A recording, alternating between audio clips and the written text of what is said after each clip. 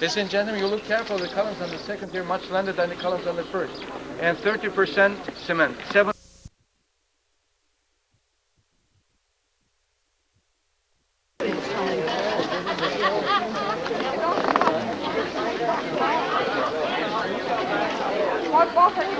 Thank you.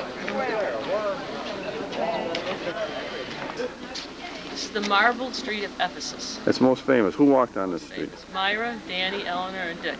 Man had a funny third toe. Así van a poder verla. You broke it. You don't get in here in a hurry. I suppose so. Flagora. Flagora. 我可不可以去那儿啊？我能不能去那儿？可以可以，哎呀，忘了啊。 from the range. And when they walked on that street, let's say Latin evenings in the summer easily got the benefit of the full breeze. This went down to the water. This was going down to the Aegean Sea when the sea was in here more. This is the widest street in Ephesus.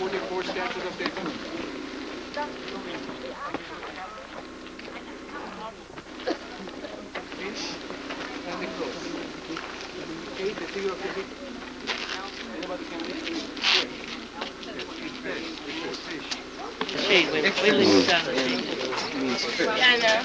And that is the combination of all those letters. You have to remember that. We should write this down.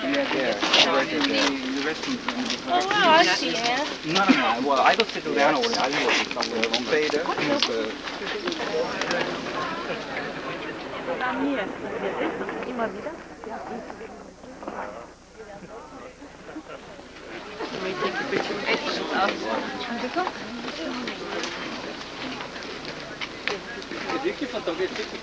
Echt? Thank you very much. You can certainly ask us where to find it. Because you can't find it in this place. I think this is the one thing that you can find. You can find it. Well, ladies and gentlemen, let me find out very quickly. Are you all from United States, Canada, Australia, New Zealand? Yes. New York? Alabama. I think that there is nobody left in Alabama. Everybody's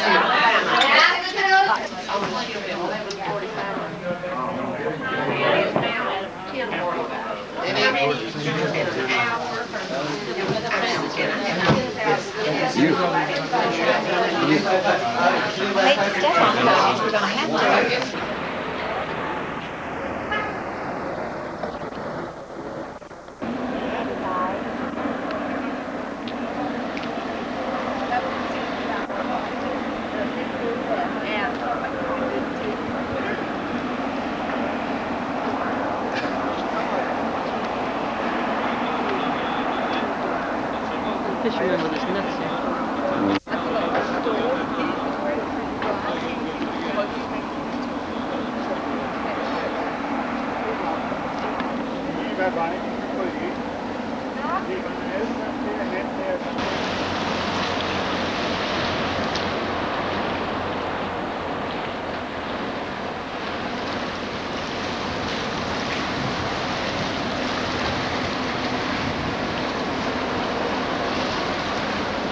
Myra. Myra.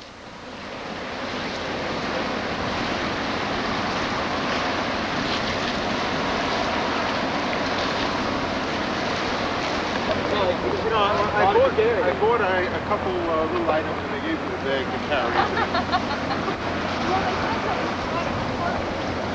I'll bet.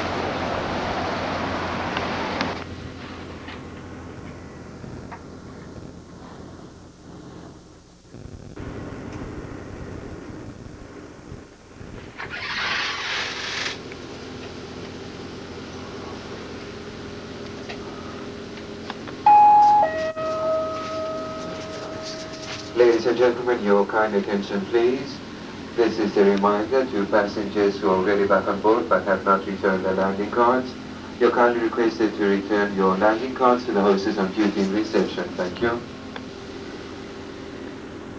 It's reflecting for me. So No, it's not. It's a little bit of reflection.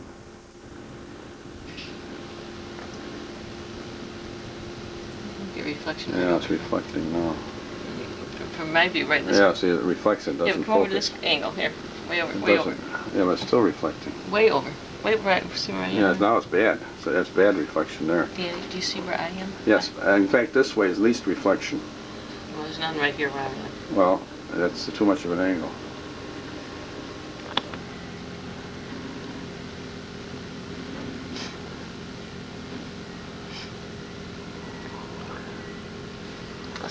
This is the rug we bought. Kusadasi, Turkey. It's in Turkey. And what's the date today? I don't even know the name of the store. Couldn't pronounce it if I knew anyway. Today's March 31st, 1994. We bought it about 11 o'clock in the morning.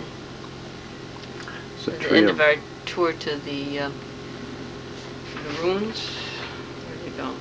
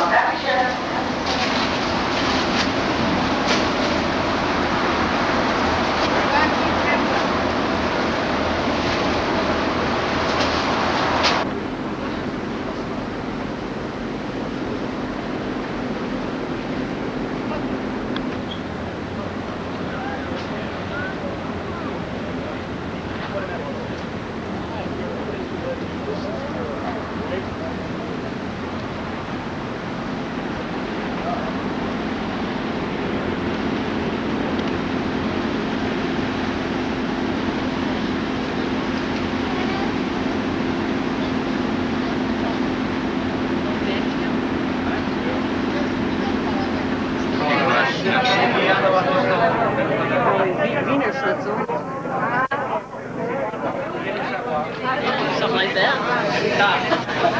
Turkey breast schnitzel. Unless it's a gravy. Something like the oyster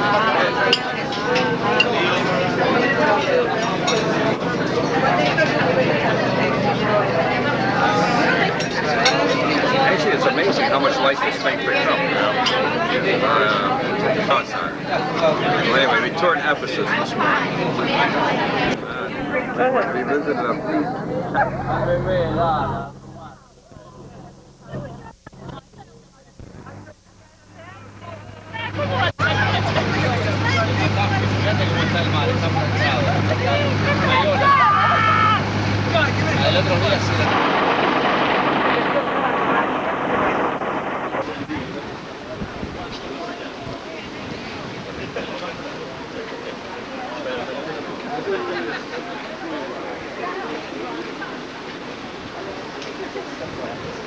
close as possible that you can hear me.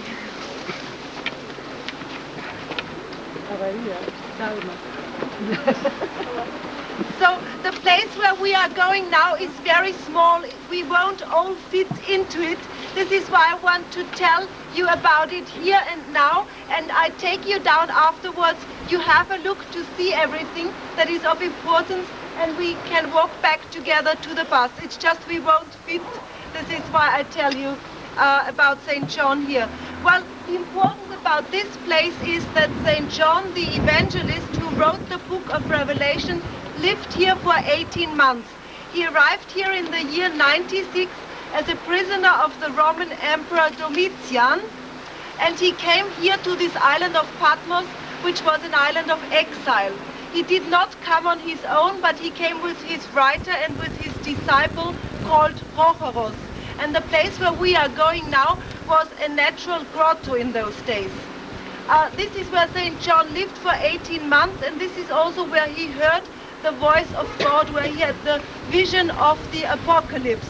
Now, what is the main essence of this apocalypse? I think we all know. I would just like to give you a small summary.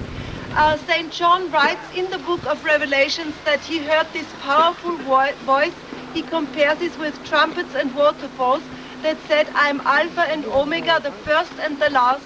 What you see, write down, and tell it to the 7 churches. This was words of comfort, but also words of criticism, mostly on the lifestyle of the bishops of these 7 churches. And then, of course, in the end, the apocalyptic forecast of what would happen to the world in case people don't prove that they can better their lives. The voice was so powerful, as I said, that it broke the ceiling in 2 parts, ending in 3 equal parts. So says St. John, and these 3 equal parts are meant to symbolize the Holy Trinity. We will see this crack in the ceiling. Furthermore, we see a hole in the ground, or respectively in the hole in the wall, that served St. John as a natural cushion or pillow or rest for his head, whatever you want to call it, while he was meditating and praying. Another small indentation in the wall served as a handle so that he could lift himself, because after all this man was 96 years old. And then we see a small desk-like thing in the wall. It is covered with the cloth. This was the desk for his writer Prochoros. Now you may ask me, and you are right, why do we know that this was the place? Well, most of all, it is of course belief. But there are books that were written by the disciple of St. John, by this so-called Prochoros, and he gave several details about the place where he stayed with his master. One was the crack in the wall, the other 2 holes in the wall that served as a pillow, and then this desk-like thing in the wall. And all these descriptions together lead to the assumption that this is the place where St. John stayed. Most important things to you that I mentioned upstairs, which are the 2 holes here in the wall that are surrounded by the silver.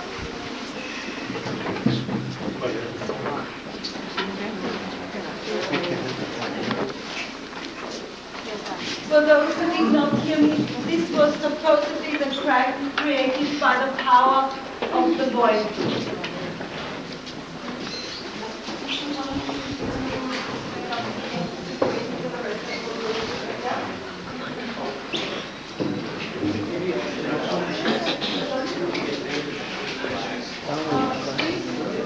Well, no, I don't think.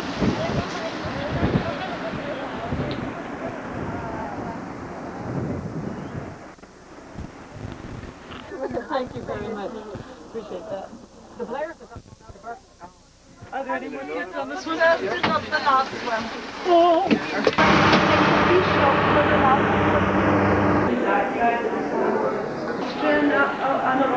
America, and they're mostly summer houses. But what is more by so this is how the town circumstances, because in those days the Byzantine Empire, it could also be called the First Christian Empire. The legend says that when St. John arrived here on the island, he was, as I said, a prisoner of the Roman Empire. He was sent to Patmos into exile and meant to die.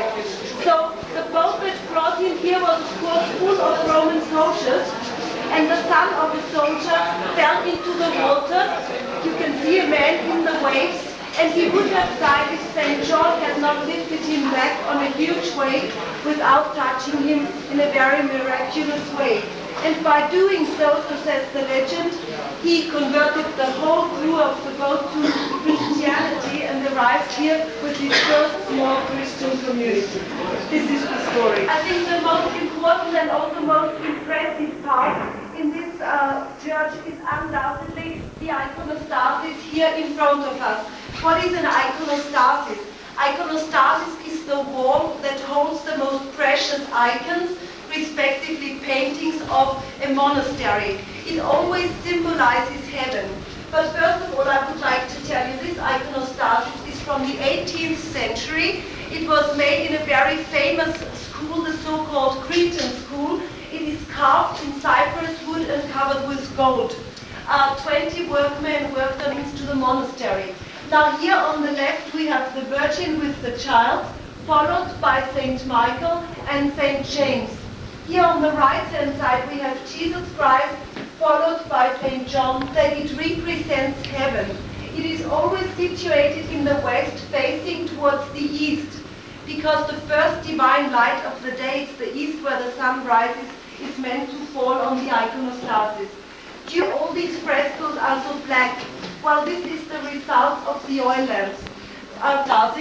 And before we leave the room to go out into the courtyard, please have a look behind the iconostasis, because there you will see the oldest and most beautiful frescoes of these monasteries. They are again 11th century. On the top we see the hospitality of Abraham to the angels, and at the bottom we see the Virgin with the child as the mother of the angels. Both of them represent the whole.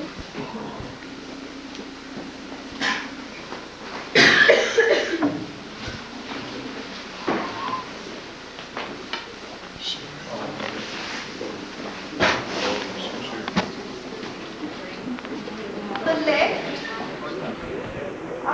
in Reggio di Calabria. It contains the dispute of Saint Gregory, who was a very eight. Here in the color purple, we see the original signature of the Byzantine Emperor Alexius I from the year 1088. And as I said, it contains all the details about the foundation of this monastery. Like, for example, that the Blessed Christodolos will for all times be the superior of this monastery and of this island. Furthermore, that the monastery will for always be free of any tax obligation, which is rather very will have its own merchant ship, because mind you, in those days when the monastery was built, the Byzantine Empire, this Christian empire, was in a big crisis, one thing. But an icon is a religious painting that is painted according to very strict rules. Most of all, the painter, who is usually a monk, has to prepare himself spiritually to be able to paint this icon. He has to pray and he has to fast, and then, so says the belief, he becomes ready to be a tool, to be the instrument of God. And then he paints this painting, but you will never see an icon with a signature, because they say the painter is only the instrument of God. It's actually God who leads his hand. For this reason, modesty is very important. An icon is always painted on wood with canvas that is prepared in a very special way. They have a very strong symbolic character. Every gesture, every color means something. For example, the swollen forehead with the curl is a sign of wisdom. The way he holds his hand is the so-called blessing hand. The color red is the divine color. The color brown is the earthly color. This is just a few examples. Then one thing is also very important. The face of an icon is always painted in the very end, because it is the face that gives the icon the soul. So these are just the main principles. We distinguish between three important groups of icons. First of all, the Byzantine icons, like this one showing the Saint Nicholas. They go until 1434. Afterwards we speak about post-Byzantine icons, and then the Italo-Cretan icon of preciousness and value. Of this period, and as you can see, the faces, the figures become already much more realistic. However, there is still this two-dimensional painting for the face. Open and has approximately 325 expressions. This does not mean anything, but I think almost everybody knows him under the name mp4. He painted this painting in his very early period. It shows the suffering Jesus, and with this image of the suffering Jesus, the people here in Greece became inspired after they had been occupied by the Turks for more than 500 years. And they formed their first group of resistance here in Patmos to expel the Turks from the country. So for Patmos, a very important icon, and for everyone.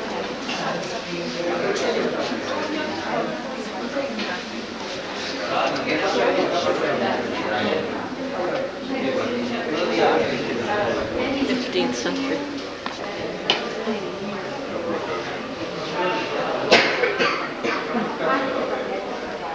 This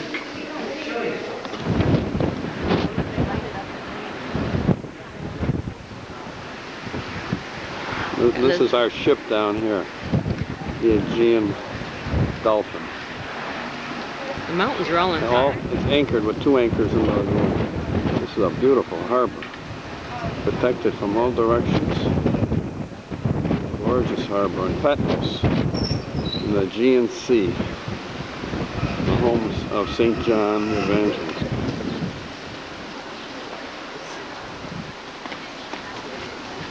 Here, a real photo.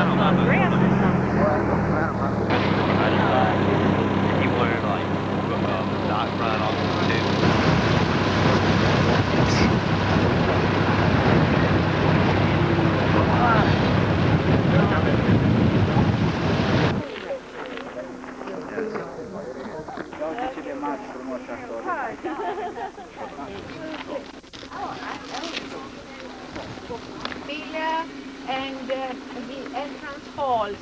There were beautiful square porticos, shelters with roofs, so that pilgrims coming up on this Acropolis could find refuge below those porticos in the case of bad weather. Especially in winter, the winter trolls, the passage to the area of Athens on your right-hand side in the Saronic Sea, while on the other side, on our left-hand side, looking the temple, we had the Euboean Sea going north up into the Aegean area.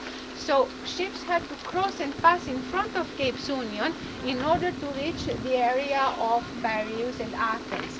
And that's why the Athenians thought from the very, very old days in the 7th century BC to fortify this area by building this small Acropolis and the Temple of Poseidon. Later on, when this temple was destroyed by fire, the Athenians rebuilt the second one immediately. So the one that we can see today, the columns at least, belong to the classical temple of the 5th century.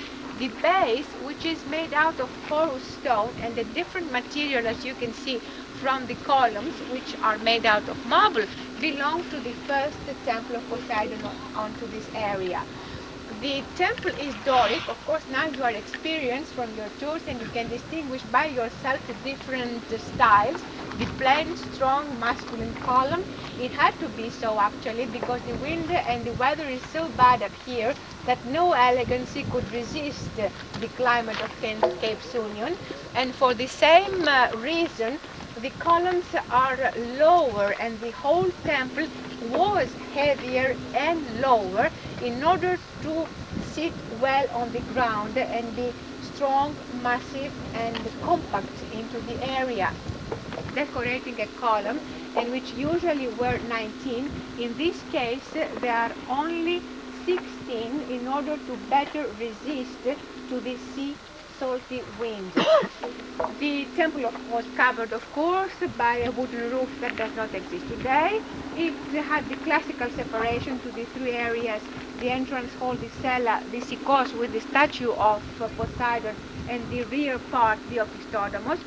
We are facing the entrance east, because all temples were looking east to have the sun coming in every morning and illuminate the temple and the statue to which the temple is. The square columns are full of inscriptions.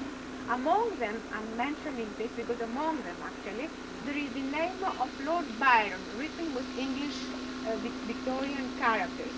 We are not so sure that Byron himself, who lived and admired the Greek civilization and the Greek marbles, had ever do such a thing as put his name and scratch the marbles. But the fact is that we have his name on one of the columns, and you can actually see it in the second, right in the middle of the second block, of the second fragment of the base of the pesos on your right-hand side. Well, for the rest, you have to know that the area was visited by very many people from the Athens and other areas of Attica. Here you can see that this promontory controls actually two passages, guards the island of Macronissos, takes care of the mines of bauxite and silver close to Athens, and it has always been expanded later on. And also one of the most beautiful Kouros statues that we see in the Museum of Athens, the Kouros of Cape Sunium, was found decorating the propylaea, the entrance of the... Not very well.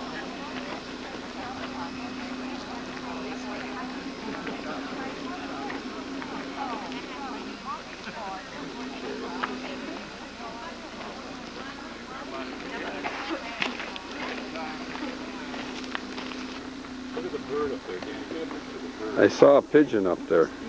These are the beautiful flowers near Poseidon.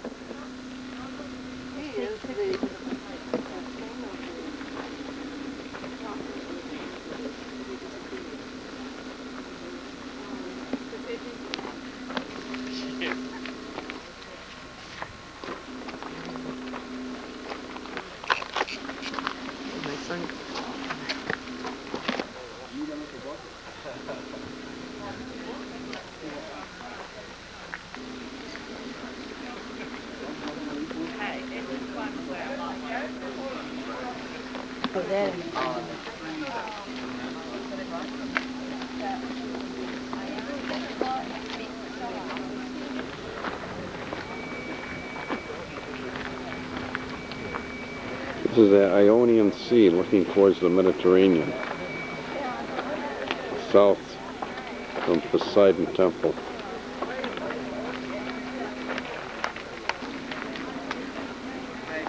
This is looking west from the Poseidon Temple.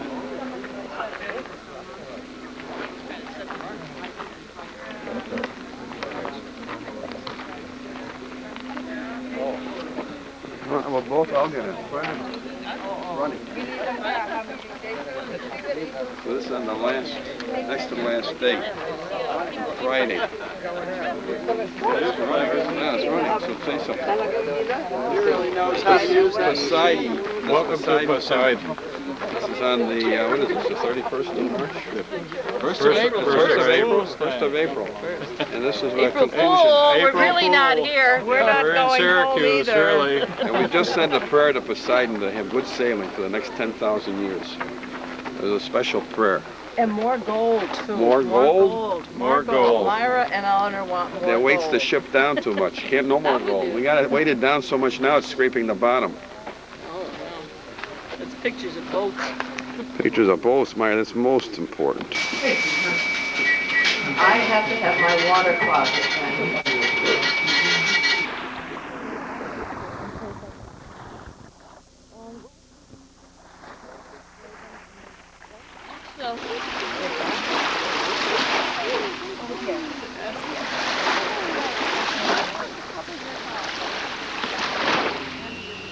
See the first sunbeaters over here to the left. The first one? Yeah, in fact she was waiting. And then she took it in, but it...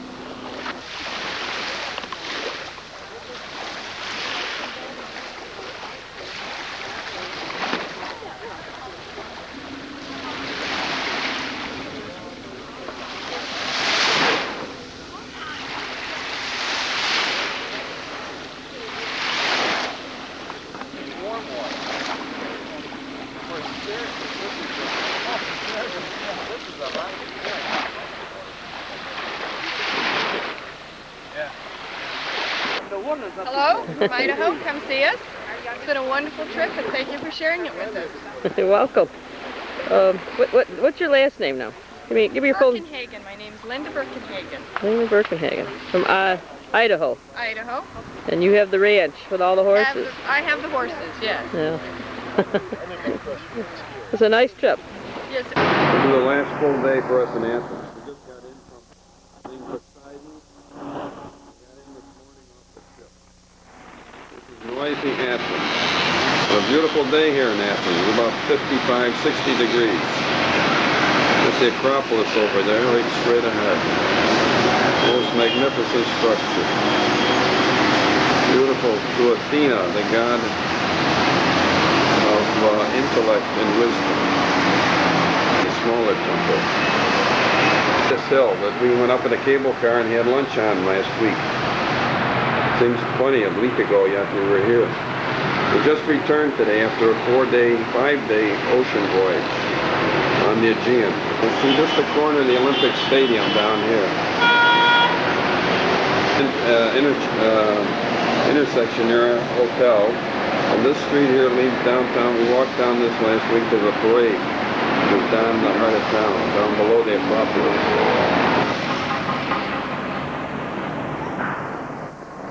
Oh, helps open the shop.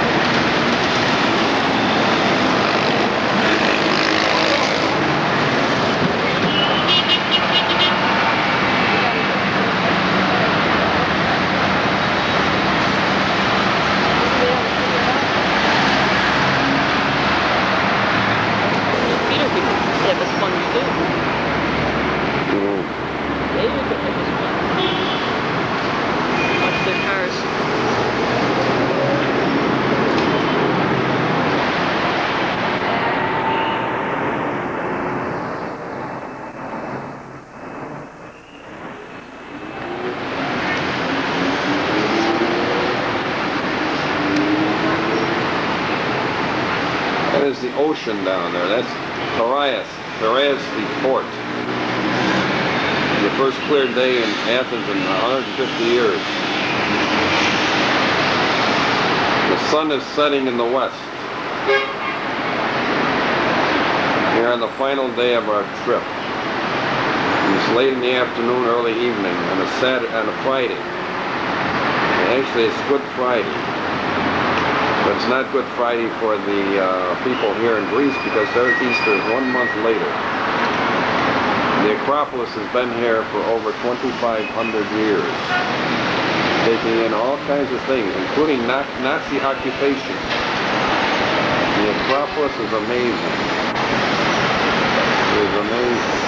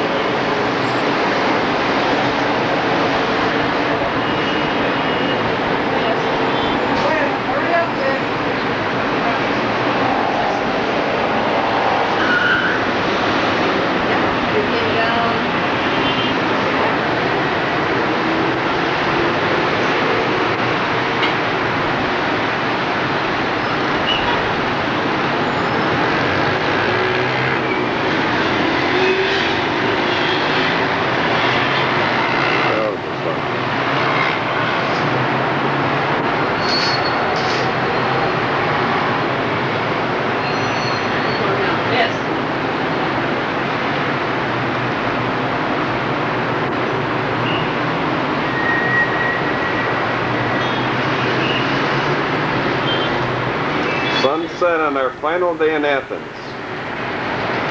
The sun is setting in the west. It's 7 o'clock here, but it's only 11 o'clock. It's 8 o'clock here, and it's noon in Syracuse. The Acropolis is standing again.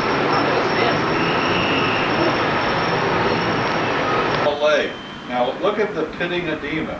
Myra, we got 2 plus pitting edema. Okay, look at that. No, Now it's not look that at the much. tickle response. Yeah, but she doesn't have that bad at pitting Now edema. let's check the other one out here. Here we have another leg. Oh, This one's not as bad. but you notice the crease from the stockings. Okay. I never noticed that, Dickens. You pointed it out. And look at the pitting edema there. Holy I think smokes. she's in congestive heart failure. Yeah. What do you think? I don't know. I think I'm a trader in for a new model.